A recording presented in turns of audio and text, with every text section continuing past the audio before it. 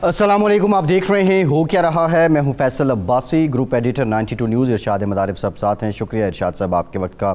आज 18 अगस्त 2021 है और पाकिस्तान तहरीक इंसाफ की हुकूमत को 3 साल हो चुके हैं। ये 3 साल हुकूमत ने कैसे गुजारे, ये 3 साल अवाम पर कैसे बीते, इन 3 सालों में तर्ज़ सियासत में कितनी तब्दीली आई, इन 3 सालों में तर्ज़ हुक्मरानी रिवायती तौर पे कितना हटके देखने को मिला, और सबसे बढ़ के इन 3 सालों में अवाम 3 साल पहले बेहतर थे या आज बेहतर हैं। इन मामलात पे आज के प्रोग्राम में बात करेंगे। इसके साथ साथ तालिबान की जानिब से बाज़ाब्ता तौर पे कल ज़बीउल्लाह मुजाहिद साहब ने जो प्रेस कॉन्फ्रेंस की, उसमें एक पॉलिसी, एक जो लाइन है तालिबान की वो सामने आई। जो जंग का मैदान था उसमें कामयाबी के बाद अब क्या तालिबान सफारती और सियासी लिहाज से भी कामयाब हो पाएंगे, ये बहुत बड़ा सवाल है। इन तमाम मामलात पे बात करेंगे। जो लाहौर में अफसोसनाक वाक़या पेश आया है एक लड़की के साथ, उसका जिक्र भी आज के प्रोग्राम में करेंगे। इरशाद साहब, मोस्ट इंपॉर्टेंट बात, पड़ोसी मुल्क का जिक्र करते हैं। ज़बीउल्लाह मुजाहिद साहब ने कल एक प्रेस कॉन्फ्रेंस कंडक्ट की। नहीं लग रहा था कि कोई शख्स पहली मरतबा बाज़ाब्ता तौर पे इस तरह आके प्रेस कॉन्फ्रेंस करता है, लेकिन बुनियादी तौर पे जो पाकिस्तान है, अब तक पाकिस्तान की जो अप्रोच है उससे मुतालिक बताइए।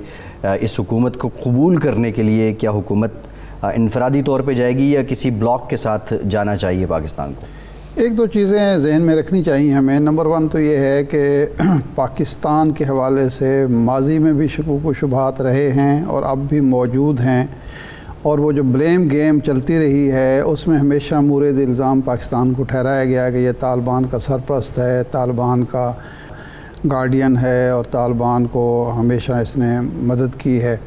तो ऐसी सूरत में हमारा तर्ज़ अमल ज़रूरत से ज़्यादा मोहतात है और उसकी वजह यही है।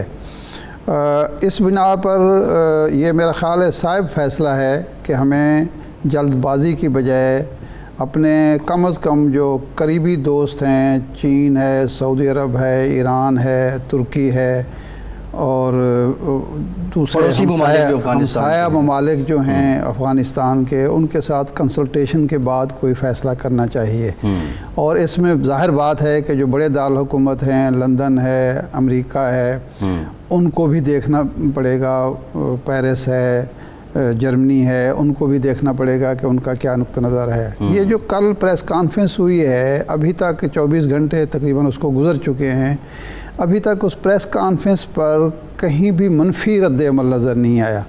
बल्कि अगर हम यूके के चीफ ऑफ आर्मी स्टाफ को देखें, जो उनके हैं, उनको देखें, उनके बयान देखें, यूरोपीय यूनियन का बयान देखें, तो उससे लगता है कि वो मुतमईन नज़र आते हैं और वो कहते हैं कि तालिबान ने कम से कम पिछले 72 घंटे में कोई ऐसी बात नहीं की, कोई ऐसी कार्रवाई नहीं की, कोई ऐसा एक्शन सामने नहीं आया जिससे अदम इत्मीनान का पहलू निकलता हो कि ख़वातीन के हवाले से, इंसानी हकूक़ के हवाले से, अपने मुखालिफिन के हवाले से, लॉ एंड ऑर्डर सिचुएशन के हवाले से, और ख़ास तौर पर जो गैर मुल्की वहाँ सफारती अमला था या शहरी थे, वो कहीं भी उन्होंने कोई झोल नहीं दिखाया जिसको बुनियाद बना सके। लेकिन इस वक्त पूरी दुनिया ने फोकस किया हुआ है और बिल्कुल बारीक बीनी से देखा जा रहा है कि जी ख़वातीन, ये इरशाद से बड़ी इंपॉर्टेंट बात है।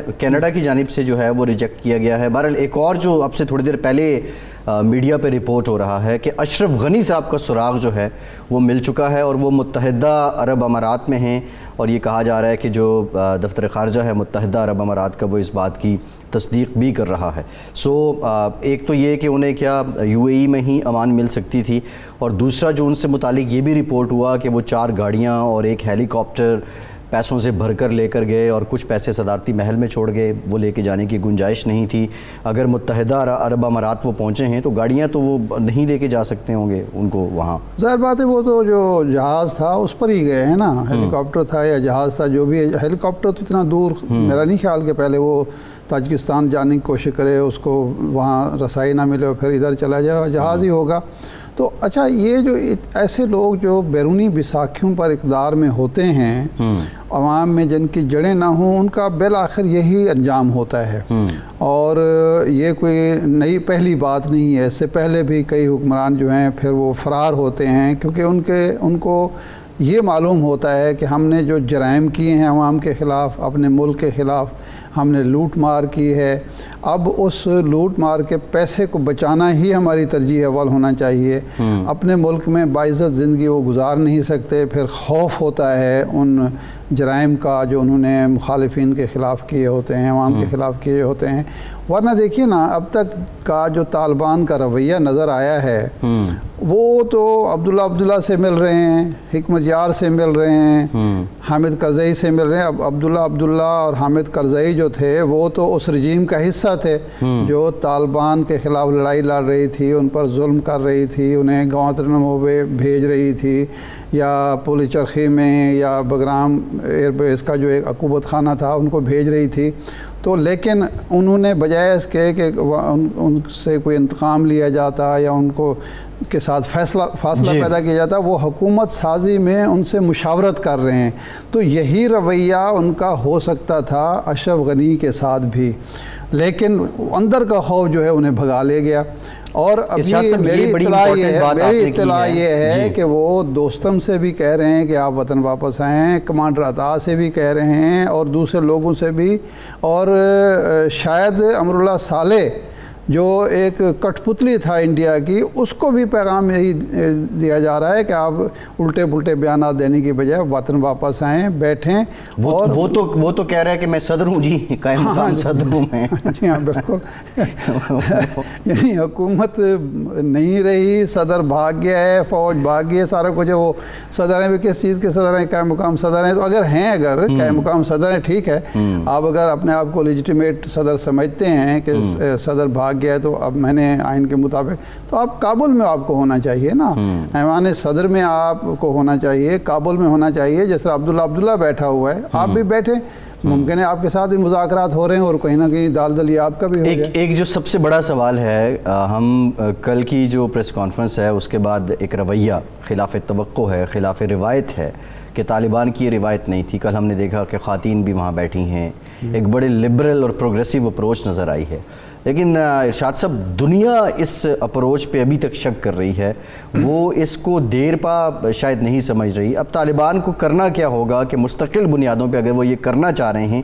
کہ وہ دنیا کو، عالمی برادری کو بھی منوا سکیں؟ دیکھیں، ایک معاہدہ ہوا سال ڈیڑھ سال پہلے امریکہ کے ساتھ، اس معاہدے کی کون سی شک ہے جس پر طالبان نے عمل نہیں کیا؟ کوئی بھی امریکی صدر بائیڈن اس دن خطاب کر رہے تھے تو انہوں نے یہ کہا کہ انہوں نے معاہدے کی پاسداری کی، اور انہوں نے کوئی بلیم طالبان پر نہیں دیا۔ انہوں نے اشرف غنی کو رگیدا، انہوں نے جو افغان نیشنل آرمی تھی اس کے خلاف بات کی کہ وہ بزدل ثابت ہوئے، بھاگ گئے۔ انہوں نے اپنے جو اندازوں کی غلطی تھی اس کا اعتراف کیا، ایک میچور اور مدبر سیاستدان کی طرح وہ بولے، حکمران کی طرح بولے۔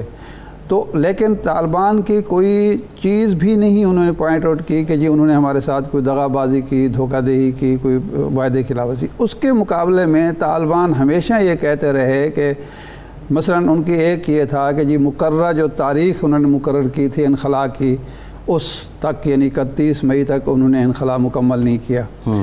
انہوں نے ہمارے قیدی جو تھے وہ رہا نہیں کرائے اشرف غنی سے، کچھ رہا امریکہ نے کر دیے جو امریکہ کے پاس تھے، لیکن اشرف غنی کے پاس جو تھے وہ رہا نہیں ہوئے۔ بہانہ یہ بنایا کہ اشرف غنی نہیں کرنا چاہتا، یعنی اشرف غنی اتنا طاقتور تھا امریکہ کے مقابلے میں، طالبان کے مقابلے میں تو وہ بزدل اور انتہائی کمزور ثابت ہوا، وہ بھاگ گیا۔ لیکن امریکہ کے مقابلے میں اتنا طاقتور تھا کہ وہ امریکہ کی بات نہیں مانتا تھا۔ یہ عجیب سی بات ہے۔ تو وہ قیدی رہا نہیں ہوئے۔ وہ جو ڈی لسٹنگ ہونی تھی، طالبان رہنماؤں کے نام نکالنے تھے اس لسٹ سے جو دہشت گردوں کی لسٹ تھی، وہ نام امریکہ نے نکالنے تھے، اقوام متحدہ کی سلامتی کونسل سے نکلوانے تھے، وہ نہیں نکالے گئے۔ یعنی جو باتیں طالبان کی درست ثابت ہو چکی ہیں کہ وہ وعدے کی پاسداری کرتے ہیں، معاہدے کی پاسداری کرتے ہیں، وہی پاسٹ ہی آگے ہمیں دیکھنا چاہیے کہ اب جو وعدے کر رہے ہیں، اب جو وہ دعوے کر رہے ہیں، اب جو وہ باتیں کر رہے ہیں، کیا اس پر عمل درآمد ہوگا یا نہیں ہوگا؟ کیونکہ مستقبل کا دلوں کا حال اللہ تعالیٰ جانتا ہے، اور مستقبل کے بارے میں کوئی آپ پیش گوئی نہیں کر سکتے۔ ایک اور بڑا امپورٹنٹ جو ہے وہ پوری دنیا زور دے رہی ہے کہ ایک مخلوط حکومت ہو، انکلوزیو گورنمنٹ کا جو لفظ ہے وہ استعمال کیا جا رہا ہے۔ اب آج کی جو ملاقات تھی حامد کرزئی سے گلبدین حکمت یار سے، گلبدین حکمت یار کی آپ کو پتہ ہے کہ اپنی بھی ایک لیگیسی ہے بالخصوص اسلامی پوائنٹ آف ویو سے، یہ لوگ شراکت دار ہو جائیں گے؟ کیا دنیا کی عالمی برادری کے اس زور کو طالبان قبول کریں گے یا پھر وہ اپنے تئیں اپنے ہی لوگوں کے ساتھ حکومت بنائیں گے؟ امکان یہ ہے، میری تھوڑی سی اطلاع بھی ہے، وہ یہ ہے کہ حکمت یار کسی نہ کسی صورت میں، خواہ وہ خود یا ان کا کوئی نامنی، وہ اس اگلے سیٹ اپ کا حصہ ہو سکتا ہے۔ طالبان کے حوالے سے بھی یہ جو پچھلے مذاکرات ہوتے رہے ہیں اس کی وجہ سے طالبان کا عبداللہ کے حوالے سے بھی ایک سافٹ کارنر نظر آتا ہے کہ اس کو مشاورت میں شامل کیا جا رہا ہے۔ یہ امپورٹنٹ بات ہے، مشاورت میں تو شاید حامد کرزئی بھی ہو، لیکن سیٹ اپ میں ان کے نمائندوں کو کوئی نہ کوئی جگہ مل سکتی ہے، اور صرف اس لیے کہ دنیا کو یہ دکھانے کے لیے کہ ہم نے جن لوگوں کو معاف کیا ہے ہم ان کی صلاحیتوں سے بھی فائدہ اٹھانا چاہ رہے ہیں۔ لیکن اگر امریکہ کا یا سو کارڈ عالمی برادری کا کہنا یہ ہے کہ وہ امراللہ صالح کو نائب صدر مان لیں اور وہ جو حمداللہ محب ہے اس کو کوئی عہدہ دے دیں اور اشرف غنی کو بلا کے واپس کہیں جی آپ تو صدر ہیں، ہم تو حامد کرزئی بھی ہوگا حصہ یا وہ ایک ایڈوائزر مشورہ دینے؟ دیکھیں اگر مشاورت کے عمل میں وہ شامل ہو جاتا ہے تو وہ سابق صدر ہے، اب وہ ظاہر ہے کچھ چھوٹا موٹا عہدہ تو وہ لینے سے رہا، اگرچہ وہ لے بھی سکتا ہے، اقتدار کے بھوکے لوگوں سے کوئی غیر متوقع نہیں ہوتی، لیکن شمالی اتحاد کو اور ان لوگوں کو کسی نہ کسی سطح پہ اکاموڈیٹ کیا جائے گا۔ وہ جو فارمولے تھے 30%، 50%، 60%، 70%، وہ تو سارے فیل ہو گئے جی۔ اور مخلوط حکومت کا ہرگز مطلب نہیں کہ جو سابقہ سیٹ اپ اس کا حصہ بنے۔ مخلوط حکومت کا مطلب یہ ہے کہ ایک طالبان کی تنظیم ہے جنہوں نے اپنے طاقت، اپنی جد و جہد کے ذریعے کابل فتح کیا ہے اور افغانستان فتح کیا ہے۔ دوسرے وہ لوگ ہیں جو اپنے ان کے ساتھ تو نہیں تھے لیکن اپنے حلقہ اثر میں ان کی عزت ہے، ان کا وقار ہے، ان کا اثر و رسوخ ہے، ان کو شامل کیا جائے۔ یہ ہے مخلوط حکومت، یہ وسیع البنیاد حکومت۔ وہ ازبک ہونے چاہیے، وہ تاجک ہونے چاہیے، وہ پنشیری ہونے چاہیے، وہ جو ہے ہزارہ ہونے چاہیے، لیکن یہ اصرار نہ کیا جائے کہ جو بدنام زمانہ لوگ ہیں جن کے عوام میں کوئی جڑیں نہیں ہے اور جو اعلی کار اور پٹھوں کا کردار ادا کرتے رہے ان کو شامل کیا جائے۔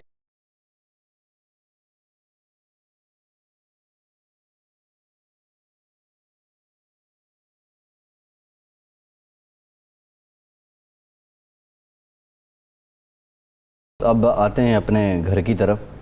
3 سال ہو گئے عمران خان صاحب کی سرکار کو آئے ہوئے۔ پہلے تو یہ بتائیں کہ ماضی کی حکومتیں بھی آپ نے دیکھیں، کتنی مختلف ہے یہ حکومت اور کیسے بیتے بالخصوص عوام پہ یہ 3 سال؟ 2-3 چیزیں ہیں۔ ایک تو یہ ہے کہ جو بڑے بڑے خان صاحب نے وعدے کیے تھے، شاید وہ ناتجربہ کاری تھی، اقتدار کے جو معاملات ہوتے ہیں یا پاکستان کی جو صورتحال تھی ایوان اقتدار کی اور ریاست کی اور معیشت کی، اس سے وہ ناواقف تھے۔ مثلاً 1 کروڑ نوکریاں 5 سال میں دینے کا وعدہ، 50 لاکھ گھر بنانے کا، وہ تو ابھی شروع تو ہو گیا ہے وہ عمل، یہ نہیں ہے کہ بالکل کچھ نہیں ہوا، ہو گیا ہے، لیکن اس کا اب 3 سال کا جو تناسب ہونا چاہیے وہ ہمیں دور دور تک نظر نہیں آتا، اور 5 سال میں بھی بہت کم ہوگا ایسا اگر ہوگا۔ اچھا، ایک تو یہ تھا۔ دوسرا یہ تھا کہ ہم عام شہریوں کی طرح زندگی بسر کریں گے، کوئی پروٹوکول نہیں ہوگا، گورنر ہاؤس، ایوان صدر، وزیر اعظم جو ہیں۔ اچھا، یہ کوئی عوامی مطالبہ نہیں تھا کہ جی آپ وزیر اعظم ہاؤس کو خالی کر دیں، ایوان صدر کو یونیورسٹی بنا دیں۔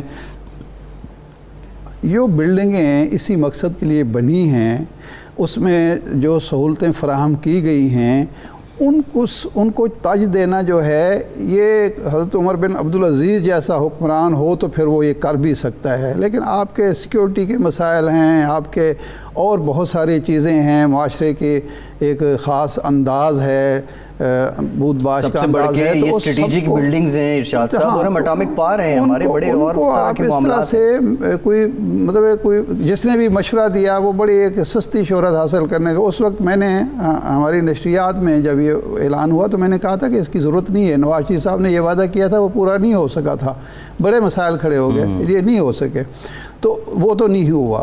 لیکن معیشت کو پٹری پر چڑھانے کے لیے اور اس کی حقیقی جو بنیاد ہے اس پر استوار کرنے کی کوشش ہوئی ہے۔ ٹیکسوں کا خان صاحب نے کہہ دیا کہ جی میں 8,000 ارب کے ٹیکس اکٹھے کر لوں گا، وہ ظاہر بات ہے بہت مشکل ٹاسک تھا، وہ نہیں ہوا، ابھی 5,000 تک بھی نہیں ہو سکا۔ اس دفعہ دیکھیں 5500 کا ٹاسک دیا ہوا ہے، وہ پورا ہوتا ہی نہیں ہوا۔ مہنگائی کا ایک ریلا آیا، جی وہ بھی ایک حقیقت ہے اور ابھی تک اس کو کنٹرول نہیں کیا جا سکا۔ لیکن جو سمت مقرر کی ہے عمران خان نے کہ مثال کے طور پر جو لوٹ مار کا کلچر ہمارے ہاں آ گیا تھا کہ جو وزیر ہے، جو سربراہ حکومت ہے، اس کے ہواری رشتہ دار سارے کے سارے اقتدار سے بھی استفادہ کر رہے ہیں اور سرکاری وسائل سے کی لوٹ مار بھی ہو رہی ہے، وہ سلسلہ تھما ہے۔ یہ حقیقت ہے کہ یہ ارشاد صاحب جو آپ اکنامک ریفارمز پہ بات کر رہے ہیں، آپ کہہ رہے ہیں کہ درست سمت پہ لے کے آئے ہیں، ٹھیک ہے مان لیتے ہیں کہ انہوں نے چیزوں کو بہتر کیا ہے، بہت ہی خوب ہوتا۔ فواد چوہدری صاحب ہمیں جوائن کر لیتے، کمٹمنٹ تھی ان کی آج ہمیں پروگرام میں جوائن کرنے کی، تاحال انہوں نے نہیں کیا، وہی بہتر طریقے سے ترجمانی کر سکتے تھے۔ لیکن جو اعداد و شمار ہیں ہمارے پاس ارشاد صاحب، اگست 2018 ڈالر 123 روپے، 31 مئی 2021 رواں سال ڈالر 155 روپے، پیٹرول اگست 2018 میں 95 روپے فی لیٹر تھا، آج 120 روپے ہے۔ اچھا، سونا اگست 2018 میں 59,400 تھا، آج تقریباً 1 لاکھ ہے۔ بجلی 9 روپے فی یونٹ تھی، آج 12 روپے 48 پیسے۔ مہنگائی کی شرح، امپورٹنٹ بات میں لمبی ڈیٹیل میں نہیں جا رہا، مہنگائی کی شرح تھی جی اگست 2018 میں 4.43%، پی ٹی آئی کے 3 سالوں کے بعد 11.1% ہے۔ سر مان لیا یہ بہت اچھی یہ اکنامک ریفارمز ہونی تھیں، ان کے آفٹر میتھس بھی آنے تھے، لیکن یہ جو عوام کی حالت پتلی ہو گئی ہے، مہنگائی کے بوجھ تلے دب گئے ہیں، پھر کرونا بھی آ گیا، بڑے مسائل تھے، اس میں گورننس کا جو طرز حکمرانی ہے اس کا کتنا بڑا ہاتھ ہے کہ وہ ان اقدامات کا ریلیف عوام تک نہیں پہنچا سکے ہیں؟ دیکھیں، گورننس تو ایشو رہا ہے، اس کی ایک ناتجربہ بھی تھی، کاری بھی تھی حکومت کی۔ پہلی دفعہ یہ حکومت میں آئے تھے، بہت سارے لوگ جو ان کے عمران خان صاحب کے ساتھی ہیں وہ اقتدار میں پہلے بھی رہے، لیکن جو کی پلیئر جن کو کہنا چاہیے وہ پہلی دفعہ وزیر اعظم صاحب، 2 صوبوں کے وزرائے اعلیٰ، جو امپورٹنٹ منسٹریز ہیں ان پر وہ لوگ تھے جو پہلی دفعہ اقتدار میں آئے۔ ناتجربہ کاری کے بھی نقصانات ہوتے ہیں۔ دوسرا، ٹیم کی سلیکشن میں بھی خان صاحب نے ٹھوکریں کھائیں، یہ اس میں کوئی شک نہیں ہے۔ پنجاب کا صوبہ ایک ایسے شخص کے حوالے کر دیا گیا جو کبھی صوبائی اسمبلی کا ممبر بنا نہ وزیر رہا، گورننس کا کوئی تجربہ ہی نہیں ہے، اور ایک بڑا صوبہ جو ہے اس کے حوالے کرتے ہیں، وہ صوبہ جو حکومت سازی میں جس کا کی رول ہے، اور اس صوبے کو آپ حوالے کر رہے ہیں ایک ناتجربہ کار شخص کے حوالے، جہاں 3 بار شہباز شریف صاحب جیسا متحرک آدمی، فعال آدمی اور منجھا ہوا اور بیوروکریسی پر کنٹرول رکھنے والے شخص 3 بار وزیر اعلیٰ رہ چکا ہو، اس جب بھی لوگ دیکھیں گے اس وزیر اعلیٰ کو، اس کیپٹن کو، ٹیم کے کیپٹن کو، وہ اس کا موازنہ کریں گے شہباز شریف کے ساتھ۔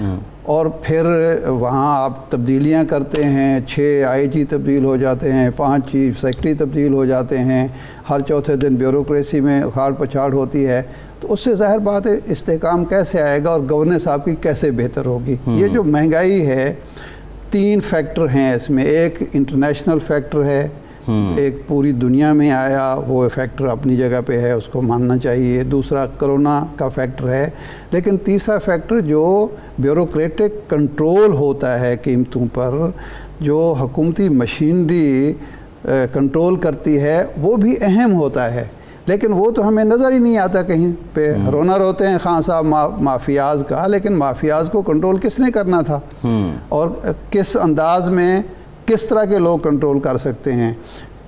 جو کارکن تھا تحریک انصاف کا، اس نے بیوروکریسی کے ساتھ مل کر ایک معاشرے کے اندر جو تھا وہ گرفت کرنی تھی ان مافیاز کی یا ان لوگوں ٹائیگر فورس نے، آپ کہہ رہے ہیں ٹائیگر فورس نے، لیکن وہ تو ہمیں کہیں نظر ہی نہیں آئی. ٹائیگر فورس بھی آج تک نظر نہیں، ایک دفعہ بنی اس کے بعد نہیں. ارشاد صاحب یہ دیکھیں جو آپ نے بات کی ہے نا، آپ بیوروکریسی کی بات کریں. ابھی چیف سیکرٹری صاحب پھر بدل گئے ہیں پنجاب میں.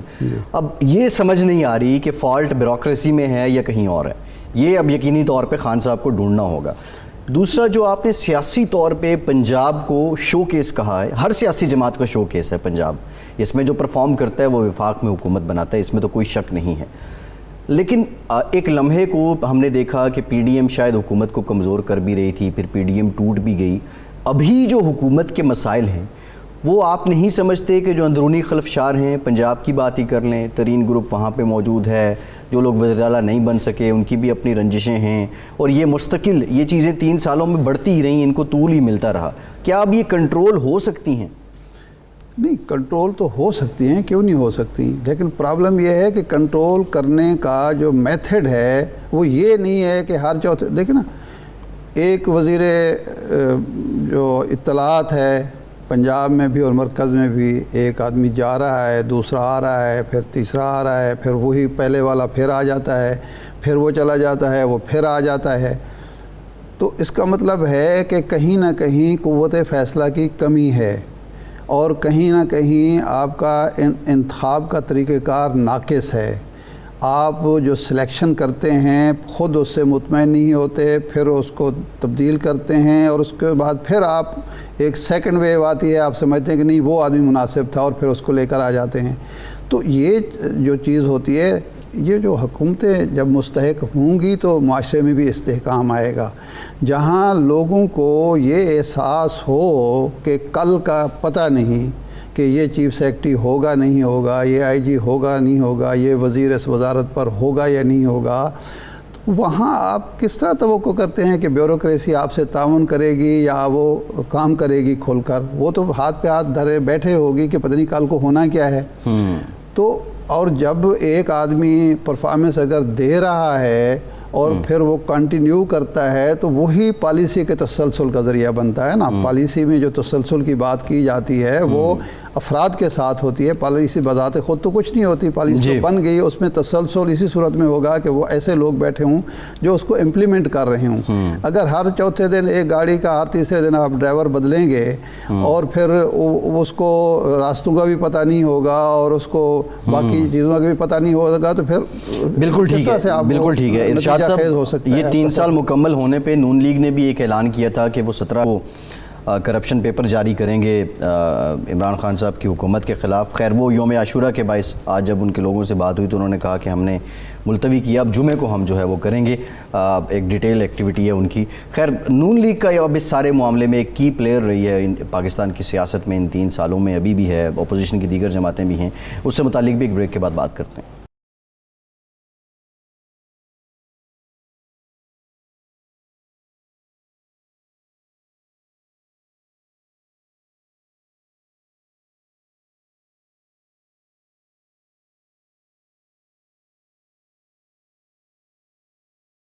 بریک کے بعد ایک بار پھر سے آپ کو خوش آمدید کہیں گے. کچھ سیاسی معاملات پہ ہم نے بات کی، اس پہ مزید بات بھی کریں گے. ان 3 سالوں میں اپوزیشن کا جو کردار رہا وہ کتنا بہتر تھا عوام کے لیے اور ان کے ذاتی مقاصد کے لیے. لیکن ایک اور جو افسوسناک واقعہ پیش آیا، جو گریٹر اقبال پارک لاہور میں ایک لڑکی کے ساتھ وہاں جو موجود ہجوم تھا، ان کی جانب سے جو رویہ اپنایا گیا، جو برتاؤ کیا گیا، یقینی طور پہ یہ قابل مذمت تو ہے. ارشاد صاحب، اگر ہم محرکات یا عوامل دیکھیں، یہ عدم برداشت، یہ بد تہذیبی، آپ بدتمیزی آپ کہیں اس کو، یہ ایسے واقعات کیا پہلے بھی ہوتے تھے اور رپورٹ نہیں ہوتے تھے، یا اب یہ بہت زیادہ ہو چکے ہیں، اور اس کی وجہ کیا ہے؟ مسئلہ یہ ہے کہ جب ہم نے معاشرے میں تربیت کا، استاد کا، تعلیمی ادارے کا، والدین کا کردار ہی ختم کر دیا. والدین اپنے بچوں کی تربیت کے لیے تیار نہیں ہیں، وہ بہت زیادہ مصروف ہیں، اور مائیں جو ہیں وہ بچوں کو ٹی وی کے سامنے بٹھا کے اپنے آپ کو یعنی معذرت کے ساتھ میں عرض کر رہا ہوں، وہ فون سننے میں لگی رہتی ہیں، سہیلیوں سے باتیں کرنے میں لگی رہتی ہیں، شاپنگ میں لگی رہتی ہیں. استاد جو ہے وہ اپنے آپ کو ملازم کی طرح تعلیمی ادارے میں جاتا ہے، اپنا جو ہے لیکچر دیتا ہے، اس کے بعد تربیت کا وہاں بھی فقدان ہے. پھر ہمارا میڈیا کا ایک کردار تھا، وہ بھی آپ کے سامنے ہی ہے. تو اس کے بعد پھر اسی طرح کے جانور جو ہیں وہ، یہ میں درندے کہوں گا، جانور کہوں گا، یہ انسان نہیں ہے، انسان کے بچے نہیں ہیں، وہ پھر بڑھتے چلے جاتے ہیں. ایک واقعہ ہوتا ہے، اس کی روک تھام کے لیے سنجیدہ کوشش نہیں ہوتی، پھر حوصلے بڑھ جاتے ہیں، پھر اس سے بڑا واقعہ ہوتا ہے. تو اس کی روک تھام صرف سزاؤں سے نہیں ہو سکتی، صرف قوانین سے نہیں ہو سکتی. معاشرے کی اخلاقی اصولوں پر، اخلاقی بنیادوں پر تربیت جو ہے، تشکیل جو ہے، وہ اگر ہم نہیں کریں گے تو یہ معاملات، دیکھیں ہم تو تھرڈ ورلڈ ہیں جی، ہمارے ہاں تو کچھ ہے ہی نہیں. کوئی یورپ میں، امریکہ میں بھی ایسے واقعات ہوتے ہیں، اس لیے ہوتے ہیں کہ وہاں بھی وہی اخلاقی المیہ جنم لے رہا ہے جو ہمارے ہاں لے رہا ہے. لیکن یہ کوئی جسٹیفیکیشن نہیں ہے. 14 اگست والے دن جس طرح سے ہماری سڑکوں پر بےہودگی ہو رہی ہوتی ہے، سائلنسر اتار کے موٹر سائیکل چلائے جا رہے ہوتے ہیں، ویلنگ ہو رہی ہوتی ہے، باجے بج رہے ہوتے ہیں، چھیڑ چھاڑ ہو رہی ہے، کوئی شریف آدمی جو ہے وہ اپنی فیملی لے کر نکل نہیں سکتا، اور پولیس جو ہے، میں یہ نہیں کہوں گا کہ وہ ذمہ دار ہے اس چیز کی، وہ بے بس ہوتی ہے کہ اب کیا کرے. ایک خوشی کا دن ہے اور اس موقع پر وہ پکڑ دھکڑ شروع کر دے یا لاٹھی چارج شروع کر دے تو وہ بھی نامناسب بات ہے. تو ہمیں اپنی اخلاقی اقدار کی طرف واپس لوٹنا ہوگا اور پولیس کو اور اداروں کو مضبوط کرنا ہوگا. ہم لوگ، ہم حکومت ہیں یا معاشرہ ہیں یا جو سٹیک ہولڈرز ہیں، وہ اخلاقیات پہ انویسٹ کتنا کر رہے ہیں؟ اب تو جو کمرشلزم اپروچ ہے، ود ڈیو رسپیکٹ، بچوں کو اپنے پہناموں کی زیادہ فکر ہے، بچوں کو اپنے کھانے کی زیادہ فکر ہے، بچوں کو اپنی بول چال، سلیقہ، طریقہ، مینرز، ادب، آداب، یہ تو چیزیں بالکل ختم ہو رہی ہیں، اور یہ تو درندگی بڑھے گی. نہیں، اس سے بھی زیادہ اہم بات یہ ہے کہ جو ہمارے ہاں غلط ہو رہا ہے اس کو روکنے کا جذبہ ماند پڑ گیا ہے. پہلے یہ ہوتا تھا کہ 2 لوگ غلطی کر رہے ہوتے تھے، 4 لوگ اس کو روک رہے ہوتے تھے، ان کو سمجھا رہے ہوتے تھے، اس کا تدارک کرنے کی کوشش کر رہے تھے. اب ہمارے ہاں جو یہ آیا ہے، کلچر آیا جی، ہمیں کیا،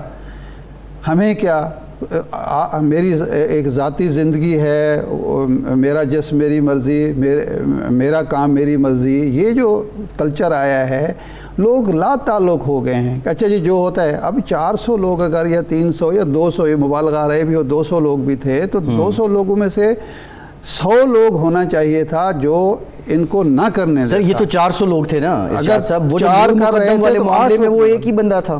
دیکھیں وہ ایک لبرل اپروچ تھی، وہ تو میرا جسم میری مرضی والے تھے نا. یہ مسئلہ نہیں، میں تو ایک رویہ کا مسئلہ ہے، ایک پیدا کیا گیا ہے نا رویہ کہ جی ہمیں کیا. پہلے یہ ہوتا تھا، ہم نے بچپن میں دیکھا کہ جی ایک محلے کا جو بڑا ہوتا تھا وہ سب کا بڑا ہوتا تھا. ایک سکول ٹیچر جو ہوتا تھا وہ ساری کلاسوں کا ٹیچر ہوتا تھا. یہ نہیں تھا کہ جی میرا ٹیچر مجھے ڈانٹ سکتا ہے، وہ دوسری کلاس کا ٹیچر جو جونیئر کلاس کا ٹیچر ہے وہ بھی مجھے ڈانٹ سکتا ہے، مجھے سزا دے سکتا ہے.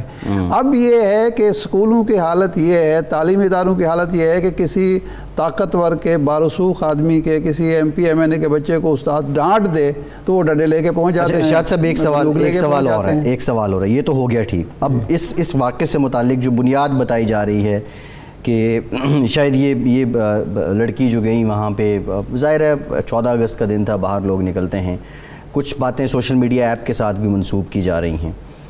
اب یہ جو ایپس کا کلچر ہے، لوگ آتے ہیں اپنے کلپ بناتے ہیں، پھر کوئی عمومی طور پہ اس کو ایک ریجوائس کے طور پہ، فن کے طور پہ اس کو استعمال کر رہے ہوتے ہیں. انہوں نے کتنا کباڑا کیا ہے ہمارے سسٹم کا، ہماری اخلاقیات کا. اور یہ ایپس کی وجہ سے جو راتوں رات بالکل ایک ان نون شخص کو پذیرائی مل جاتی ہے، وہ پذیرائی سمیٹ نہ پانا، آپے سے باہر ہو جانا، یہ اس کا تدارک ہے، اس کا طریقہ کار کیا ہے؟ دیکھیں، جب بھی موجودہ حکومت نے 1-2 کوششیں کی ہیں، لیکن جب بھی حکومت کرنے کی کوشش کرتی ہے، ہم ہی لوگ ہوتے ہیں، ہمارے ساتھی بہن بھائی ہوتے ہیں جو مخالفت شروع کرتے ہیں. جی آپ کیا کرنے لگے ہیں؟ آپ اپنے قانون مضبوط کریں، آپ اپنا کردار مضبوط کریں، آپ کو یہ حق کیا ہے؟ یہ جو آزادی اظہار ہے مادر پدر آزادی کا تصور ہے یہ معاشرے میں بگاڑ پیدا کر رہا ہے، یہ فساد پیدا کر رہا ہے، ایسے واقعات کو پروموٹ کر رہا ہے۔ مینار پاکستان پہ ہم نے دیکھا ہے کہ رات 12 بجے 1 بجے تک بھی فیملیز پھر رہی ہوتی تھی اور کبھی ایسا واقعہ پیش نہیں آتا تھا، اس لیے کہ ایک تو قانون کا خوف ہوتا تھا، ایک دوسرا یہ تھا کہ ایک آدمی اگر ایسا کرے گا تو 10 دوسرے لوگ جو ہیں روکنے والے موجود ہوں گے، وہ جو کان لپیٹ کے گزر نہیں جائیں گے، وہ سامنے آئیں گے اور ڈانٹیں گے اور کہیں گے خبردار ایسا کیا، وہ ختم ہو گیا۔ اور تیسرا یہ ہوا کہ یہ جو آپ بتا رہے ہیں جو ایپس مختلف ہیں، انہوں نے بھی ایک طرف لوگوں کو راغب کیا اس کی طرف، اور دوسری طرف دوسرے لوگ جو تھے ان کو بھی یعنی ایک آزادی سمجھ لیجئے یا ان کے اندر ایک حوصلہ آ گیا کہ جی ہم جو کر گزریں ہمارا حق ہے، ٹھیک ہے، یہ اس طرح کر رہے ہیں تو ہم بھی اس طرح کر لیں گے۔ یہ تربیت اگر ہوئی ہو، صحیح تعلیم ہوئی ہو، تو سب کو پتہ ہے کہ اگر وہ بچی کچھ کر بھی رہی ہے تو بھی آپ گزر جائیں۔ اب وہ ایک بچی اگر سیلفی بنا رہی ہے تو آپ کو ضروری ہے کہ اس کے ساتھ سیلفی بنوانا ہے، آپ کا حق ہے، یہ بالکل کوئی حق نہیں ہے۔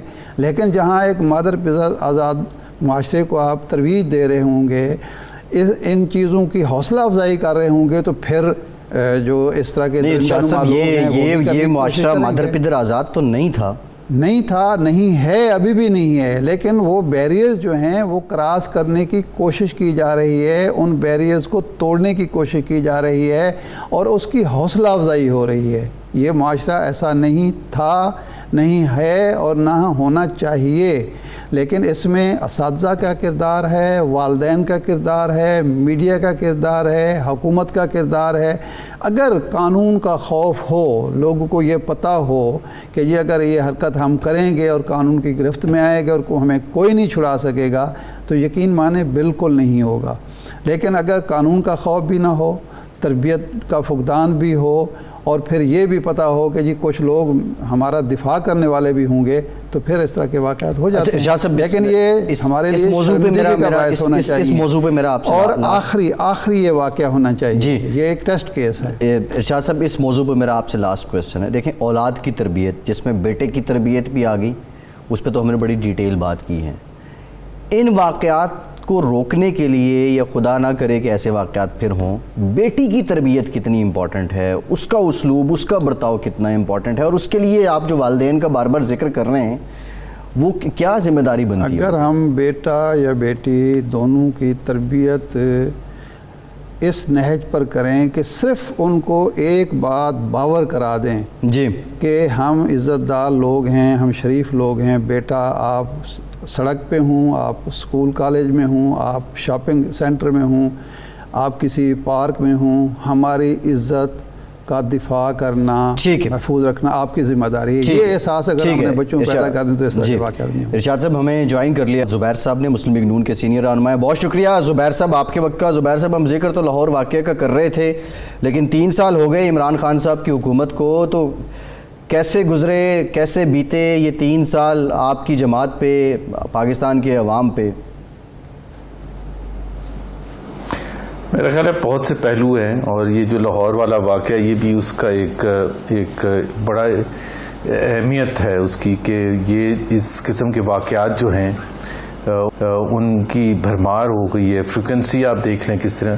اور اس میں بھی میں وزیر اعظم صاحب کو بھی اور ان کے جو رفقا کار ہیں، جب آپ یہ اپولوجسٹ قسم کے سٹیٹمنٹس دیتے ہیں کہ جی وہ وہاں کیوں گئی تھی اور وہ سیالکوٹ موٹر وے پر کیوں اس وقت سفر کر رہی تھی، تو یہ آپ ایک جسٹیفائی کرتے ہیں۔ بہرحال یہ ایک بہت ہی المیہ ہے، اور اس کا اوور آل جو پاکستان کے پوائنٹ آف ویو سے نا، کہ پاکستان کو سمجھنے کی ضرورت ہے کہ جیو پالیٹکس سے زیادہ جیو اکنامکس کی ضرورت ہوتی ہے۔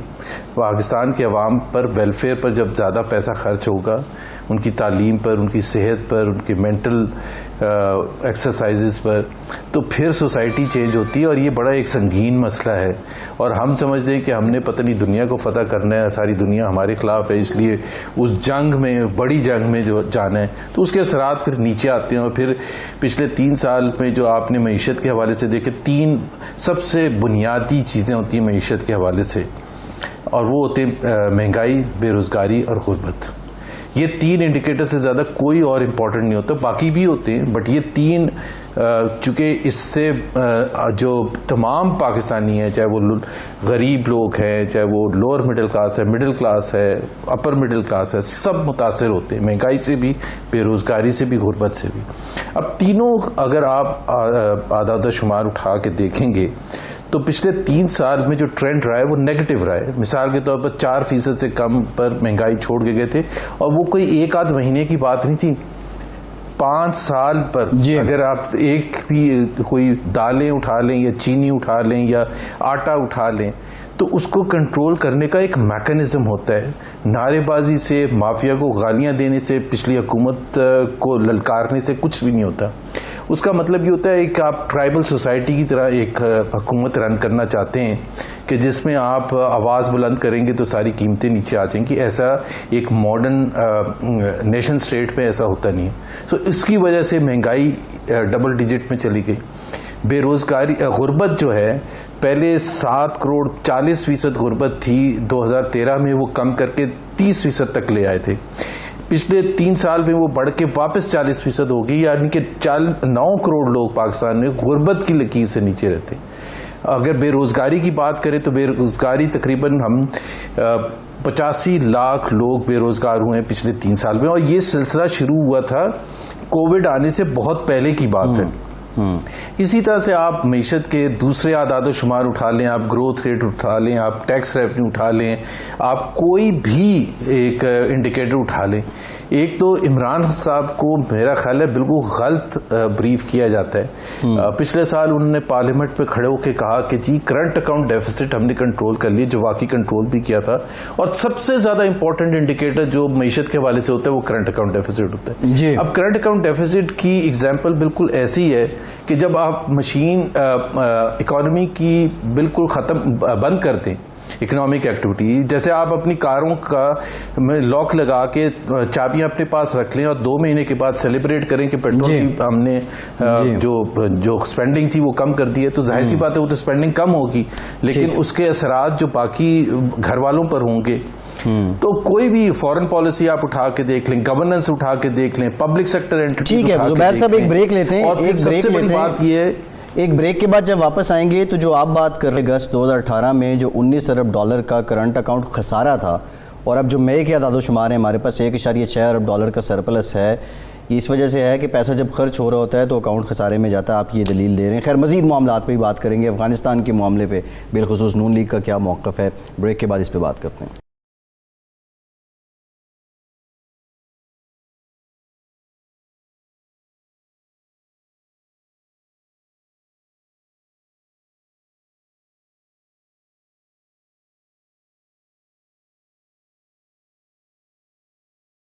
جی بریک کے بعد ایک بار پھر سے آپ کو خوش آمدید کہیں گے. زبیر صاحب بھی ہمارے ساتھ موجود ہیں.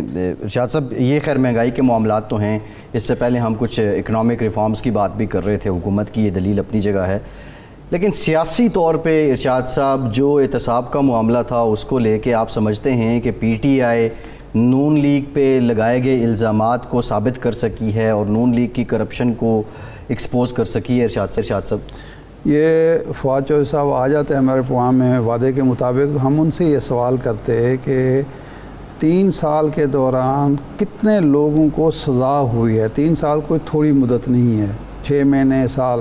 جو سزائیں جن لوگوں کو ہوئی ہیں, اگرچہ وہ مسلم لیگ نون کے کہتے ہیں کہ وہ بھی ایک متنازع سزائیں ہیں اور سیاسی بنیادوں پر وہ بھی پہلے ہو چکی تھی, تو احتساب کا عمل جو ہے یقین کریں کہ اس سزائیں نہ ہونے کی وجہ سے اور کمزور پراسیکیوشن کی وجہ سے اب اپوزیشن کا جو نیریٹو ہے یا اپوزیشن کا موقف ہے وہ مضبوط ہوتا چلا جا رہا ہے. کہ نعرہ آپ لگاتے ہیں, یا تو یہ نیب پر چھوڑتے اور پھر نیب ہی جواب دہ ہوتی. نعرہ آپ لگاتے ہیں ہم کسی چور کو نہیں چھوڑیں گے, کسی لٹیرے کو نہیں چھوڑیں گے, کسی جو منی لانڈرنگ والے کو نہیں چھوڑیں گے, لیکن اس کے بعد کسی کو سزا نہیں ہوتی, ضمانتیں ہو جاتی ہیں. تو یہ واقعتاً بڑی ایک کمزوری ہے حکومت کی کہ وہ اس حوالے سے کوئی بھی پیش رفت نہیں کر سکی, اور پھر اس عمل کو تیز کرنے کے لیے جو قانون سازی کی وہ سمجھتے ہیں کہ ضرورت تھی, وہ بھی اپوزیشن کو اعتماد میں نہیں لے سکی. میں زبیر صاحب سے ایک سوال کروں گا کہ انہوں نے جو بتایا, جو ناکامی حکومت کی بتائی ہیں, اس کی وجہ زبیر صاحب حکومت کی نا تجربہ کاری ہے یا نا اہلی ہے؟ دونوں ہیں. ایک تو ظاہر سی بات ہے اگر آپ ان کا وہ پلان دیکھتے, مینیفیسٹو دیکھتے 2018 کے الیکشن سے پہلے جو دیا تھا, اس میں اتنی اچھی اچھی باتیں لکھی تھیں. مثال کے طور پر تقریباً 40 دفعہ, وہ 61 پیجز کا پلان تھا اور اس میں 40 دفعہ ورڈ ریفارم آیا تھا. اب 3 سال کے بعد ڈاکٹر عشرت حسین جو کہ ریفارمز کرنے کے منسٹر تھے, اور انہوں نے 3 سال کے بعد ریزائن کر دیا. میرا نہیں خیال ہے کہ آپ دل پر ہاتھ رکھ کے یہ کہہ سکتے ہیں کہ ڈاکٹر عشرت حسین نے پچھلے 3 سال میں ایک وقت میں بھی آ کے یہ بتایا ہو کہ ہم نے یہ ریفارم کیا ہے یا ہم کرنے جا رہے ہیں, کیونکہ کیا ہی کچھ نہیں تھا. اور انہوں نے جس فرسٹریشن میں, یہ مجھے نہیں پتا کیا وجوہات ہے, بہرحال انہوں نے ریزائن کر دیا. اس کی ایک بڑی زندہ اگزامپل ہے کہ پاکستان اسٹیل مل کو لے لیں. یہی اسد عمر تھے جو کھڑے ہو کے اسمبلی میں کہتے تھے کہ جی ہماری حکومت تھی کہ جی یہ بورڈ آف ڈائریکٹر صرف چینج کرتے. اب 3 سال میں مجھے آپ بتائیں کہ اگر آپ کی حکومت بورڈ آف ڈائریکٹرز نہیں چینج کر سکی, صرف پاکستان اسٹیل کی نہیں, کسی بھی پبلک سیکٹر انٹرپرائزز کی, کیا ان کے جو منشور میں لکھا تھا سرمایہ پاکستان بنائیں گے اور جس کے تحت ریسٹرکچرنگ اور پرائیویٹائزیشن کا عمل کریں گے, اس میں ایک پیسے کی بھی پیش رفت ہوئی ہے؟ زیرو. زبیر صاحب, ایسے حکومت کی کارکردگی تو زیر بحث ہے ہی. یہ بتائیں کہ اسد عمر کی ذاتی کارکردگی سے آپ مطمئن ہیں؟ دیکھیں نا, سب سے بڑی بات تو میرے مطمئن ہونے یا نہ مطمئن, میں صرف آپ کو, چونکہ ہم 3 سال کا تجزیہ کر رہے ہیں تو اس میں اسد عمر کا تجزیہ اس حوالے سے کرنا بہت ضروری ہے. جب یہ الیکشن سے پہلے, اتنے سال پہلے سے ایک بتایا جا رہا تھا کہ ایک نیا پاکستان کا تصور دیا جا رہا تھا, اس نئے پاکستان کے تصور کو ریالٹی میں کنورٹ کرنا تھا ایک شخص نے, جس کو ہم کہتے ہیں poster boy P T I کے, وہ اسد عمر تھے. اس میں کوئی دو رائے نہیں ہے. عمران خان نے بھی ایسے تاثر دیا تھا, پورے پی ٹی آئی نے ہی ایسا تاثر دیا تھا. تو ہم نے تو نہیں کہا تھا کہ 8 مہینے کے بعد آپ ان کو فارغ کر دیں اور ان کی جگہ ایک ایسے شخص کو لے کے آئے جن کا اس نئے پاکستان سے کے تصور سے کوئی تعلق ہی نہیں تھا, یعنی کہ حفیظ شیخ صاحب. تو آپ اسی سے تضاد دیکھ سکتے ہیں کہ کتنا فالٹی پلان تھا جس کی کوئی بنیاد نہیں تھی, وہ صرف بڑے بڑے نعروں پر تھا محیط. اور وہ پتہ یہ چلا کہ جب جیسی حکومت آئے تو یا تو عمران خان فرسٹریٹ ہو گئے یا اسد عمر مطمئن نہیں کر سکے عمران خان کو. بہرحال انہوں نے جب حفیظ شیخ کو لگایا تو انہوں نے وہ جو نیا پاکستان کی جو خواب تھا اس کو ڈسٹ بن میں پھینک دیا. یہ جو آپ نے بات کی تھی, میں ضرور اس پہ بات کروں گا, یہ جو آپ نے کرپشن کے نیریٹو کے حوالے سے کی تھی, اس میں 2 چیزیں. ایک صرف اپوزیشن کے خلاف وہ نہیں کر سکے کچھ بھی, وہ تو ایک بڑا ایسپیکٹ ہے, اور اس کے لیے سپریم کورٹ اور ہائی کورٹ کے جو ججمنٹس ہیں, جو ڈیٹیلڈ فیصلے ہیں, چاہے وہ احسن اقبال صاحب کے حوالے سے ہو یا کسی اور کے حوالے سے ہو, شاہد خاقان عباسی یا خواجہ آصف یا سعد رفیق وغیرہ, اس کو پڑھنے کے لائق ہے کہ وہ اس میں کس طرح سے کئی جگہ سپریم کورٹ نے یہ الفاظ استعمال کیے کہ ہم ہمارے سر شرم سے جھک گئے کہ کس قسم کا کیس بنایا تھا. دوسری بات ان کی اپنی کرپشن کے حوالے سے, اب انٹرنیشنل وہ جو ٹرانسپیرنسی انٹرنیشنل ہے, 3 سال, ابھی 3 سال کی رپورٹ نہیں آئی ہے, بٹ آئی ایم 100% شیور کہ وہ پاکستان کا درجہ خراب سے خراب تر ہوتا جا رہا ہے. کیونکہ آپ نے جو اصلاحات کرنی تھی یا آپ نے کرپشن کے حوالے سے جو آواز بلند کی تھی, تو وہ ندیم بابر صاحب نے کرپشن کی, آپ نے کہا ہم 3 مہینے کے لیے ان کو فارغ کر رہے ہیں, ان کے بارے میں رپورٹ آ جائے گی تو واپس. اب 6 مہینے ہو گئے, پوری قوم کو نہیں پتا, میں صرف ایک ایگزامپل دے رہا ہوں. اسی طرح سے آپ وہ میڈیسنز کے حوالے سے کرپشن ہوئی, عامر کیانی صاحب اس میں نشاندہی ہوئی, تو ان کو وہاں سے نکال کے سیکرٹری جنرل بنا دیا پارٹی کا. اب زبیر صاحب, یہ بتائیے, یا عمر ایوب, ہمارے وزرائے کرام کہتے ہیں جی اندرونی سطح پر کامیاب نہ ہوئے ہوں لیکن خارجہ پالیسی ہماری بہت کامیاب ہے, اور عمران خان صاحب نے پاکستان کا قد کاٹ جو ہے دنیا میں اور وقار اور عزت جو ہے وہ بہت بڑھا دیا ہے. آپ اس سے متفق ہیں؟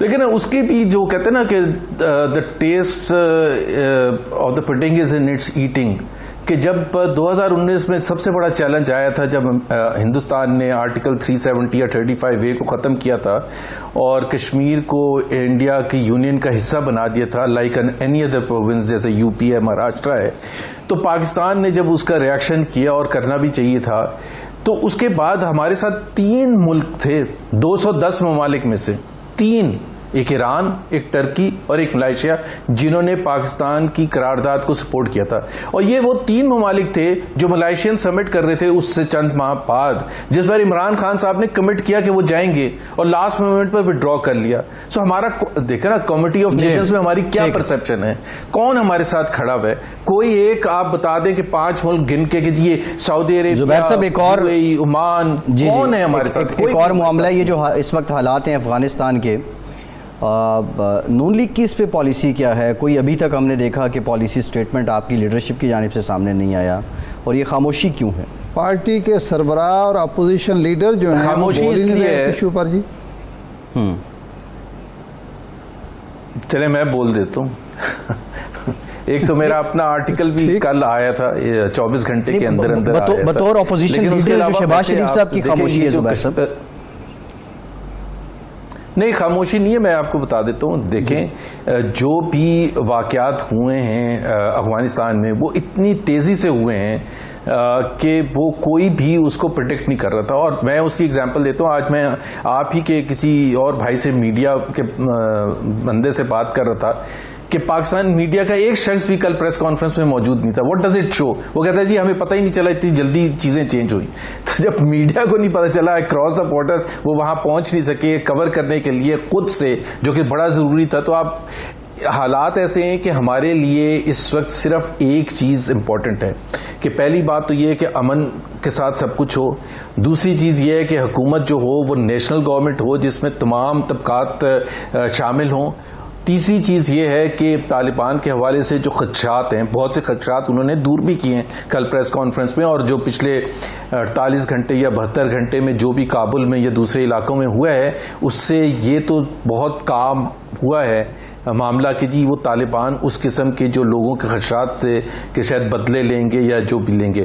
اور سب سے بڑی بات یہ ہے کہ ریپریزنٹیٹیو گورنمنٹ اگر نہیں بنے گی، جو پہلے غنی صاحب کے ساتھ معاملہ تھا یا کرزئی صاحب کے ساتھ معاملہ تھا، اس بات پر تو ہماری کوئی دو رائے نہیں ہے کہ امریکہ وہاں ایک آکوپائنگ فورس کے طور پر تھا. اور خاص طور پر جب سے اسامہ بن لادن کو پکڑا تھا اور ان کو مار دیا تھا تو اس کے بعد 10 سال امریکہ کیا کر رہا تھا؟ اس کی کوئی جسٹیفیکیشن نہیں تھی. تو وہ ایک افغانستان کا ایک اندرونی معاملہ تھا. ہم سمجھتے ہیں کہ اندرونی معاملہ اندرونی ہی رہے، اس کے امپیکٹ پاکستان میں نہ ہو. تو اس وجہ سے ہمیں ہر اس معاملے میں لگ یہ رہا ہے کہ نون لیگ حکومت کے ساتھ ایک پیج پہ ہے، حکومت بھی تقریباً ایسی ہی بات کر رہی ہے. لیکن حکومت بھی ویٹ اینڈ سی کا ہی کر رہی نا. اور حکومت کو بہت سی چیزیں پتہ ہوں گی اندرونی طور پر جو ہمیں نہیں پتا. تو جب تک حکومت ہمیں بریف نہیں کرے گی اس طرح سے معاملات کے حوالے سے، نون لیگ ویسے کیا سمجھتی ہے کہ حکومت کو از خود انیشیٹو لے کے طالبان حکومت کو تسلیم کر لینا چاہیے یا ویٹ اینڈ سی کی پالیسی درست ہے؟ دیکھیں، اگین پاکستان کو ایسا کوئی قدم نہیں اٹھانا چاہیے کہ جس سے پاکستان کی آئسولیشن اور زیادہ بڑھ جائے. تو ایک تو یہ ہے کہ پاکستان کوئی اکیلا ملک نہیں ہے کہ جی افغانستان میں کیا ہو رہا ہے. چین ہو یا روس ہو یا دوسرے ممالک ہوں، امریکہ ہو یا یورپ کے ممالک ہوں، تمام ممالک جو ہیں اس وقت انتظار کر رہے ہیں کہ کیا ہوتا ہے وہاں. اور ابھی تو وہاں حکومت بھی نہیں اناؤنس ہوئی ہے، تو ہم تسلیم تو اس وقت کرنے کا وقت آئے گا جب وہاں حکومت بن جائے گی. کیا وہ انٹرنل ایک کرائسس تھا نیریٹو کا، مفاہمت کا یا مزاحمت کا، وہ طے ہو گیا کہ اب مزاحمت کی پالیسی چلے گی یا مفاہمت کی پالیسی چلے گی؟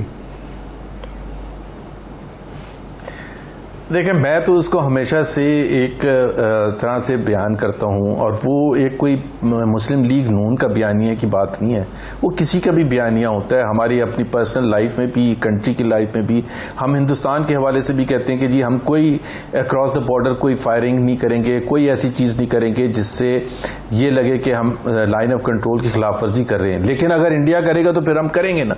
تو اسی طرح سے اگر ہمارے بندوں کو اٹھا کے اندر بند کر دیا جائے گا بغیر وجہ کے، اور ان کو مشکل ترین وقت کے ساتھ گزارا جائے گا، تو ہم ریئیکٹ بھی کریں گے. اور کئی دفعہ ریئیکٹ کرنے میں ریڈ لائن بھی کراس ہوتی ہے. تو مفاہمت کا مطلب صرف ایک ہے، اور وہ اس وقت ہو سکتی ہے جب ایون پلینگ فیلڈ ملے پاکستان مسلم لیگ نواز کو اسی طرح سے جس طرح باقی پولیٹیکل پارٹیز کو، خاص طور پر پی ٹی آئی کو ہے. تو ہم کہتے ہیں کہ ایک ہم سیاسی جماعت ہیں، ہم کسی کے ساتھ لڑائی جھگڑا نہیں کرنا چاہتے، ہم بالکل سیاست کرنا چاہتے ہیں، لیکن اگر ہمیں مشکل حالات میں ڈالا جائے گا تو ہم پھر ریئیکٹ بھی کریں گے اور سخت باتیں بھی کریں گے اور سخت جملے بھی نکلیں گے. اس وقت جو میاں نواز شریف صاحب کی خاموشی ہے، مریم نواز صاحبہ کی خاموشی ہے، تو اس کا مطلب ہے کہ جو پلینگ فیلڈ جو ہے وہ مل چکی ہے. بالکل بھی نہیں ملی ہے جی، بالکل بھی نہیں ملی ہے. اس کا تاثر تو میرا خیال ہے یہ بالکل غلط ہے کہ ایون پلینگ فیلڈ مل چکی ہے. ابھی آپ کو پتا ہے کہ ہمارے شدید تحفظات ہیں آزاد کشمیر کے الیکشن کے حوالے سے، الیکٹورل ریفارمز کے حوالے سے، وہ جو مشین ایک ایجاد کی گئی ہے اس کے حوالے سے. اور یہ خاموشی کیوں ہے؟ جو اس وقت ملک میں ہم کہتے ہیں کہ آپ نے نیب کو استعمال کیا تھا اور اپوزیشن کو دبانے کے لیے، خاص طور پر مسلم لیگ نواز کو، تو اس کو پھر آپ ادھر بھی تو استعمال کریں. آپ جو فورن فنڈنگ کیس ہے اس میں بھی استعمال کریں. آپ معلم جبا کیس بند کر دیتے ہیں. نہیں زبیر صاحب پھر خاموشی کیوں ہے؟ مریم صاحبہ بھی خاموش ہیں، نواز شریف صاحب بھی بالکل خاموش بیٹھے ہوئے ہیں، اور شہباز شریف صاحب بھی خاموش لگ رہے ہیں. نہیں خاموش نہیں ہے. دیکھیں وہ سیاست کا ایک ہر چیز کا وقت ہوتا ہے. مریم نواز بالکل خاموش. جی ٹھیک ہے زبیر صاحب، یہ میں آپ کو زبیر صاحب پروگرام کا وقت ختم ہو گیا. بہت شکریہ محمد زبیر صاحب. ارشاد عارف صاحب آپ کا شکریہ. آج کے پروگرام سے اتنے.